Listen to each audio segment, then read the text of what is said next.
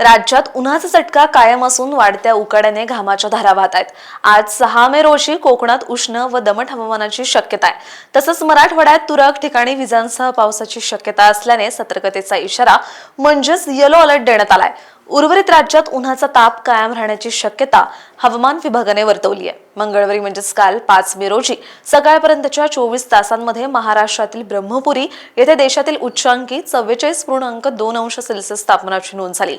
पूर्व मध्य प्रदेश आणि परिसरावर चक्राकार वारे वाहत असून त्यापासून विदर्भ, मराठवाडा ते मन्नारच्या आखातापर्यंत दक्षिणोत्तर हवेचा कमी दाबाचा पट्टा सक्रिय आहे। मंगळवारी म्हणजेच काल 5 मे रोजी सकाळपर्यंतच्या 24 तासांमध्ये ब्रह्मपुरी पाठोपाठ अकोला, वर्धा, चंद्रपूर, नागपूर आणि गडचिरोली येथे 43 अंशापेक्षा अधिक तर जेऊर, अमरावती आणि वाशिम येथे 42 अंशापेक्षा अधिक तापमान नोंदवले गेले।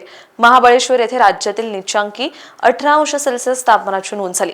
कोकणात उन्हाचा चटका वाढणार असून आज 6 मे रोजी मुंबई, ठाणे, रायगड, रत्नागिरी, सिंधुदुर्ग या जिल्ह्यात उष्ण व दमट हवामानाची शक्यता आहे। तसंच लातूर आणि धाराशिव जिल्ह्यात वादळी वाऱ्यासह पावसाची शक्यता असल्याने सतर्कतेचा इशारा म्हणजेच येलो अलर्ट देण्यात आलाय। उर्वरित राज्यात कमाल तापमानात चढ उतार होण्याची शक्यता असल्याचं हवामान विभागाने म्हटलंय।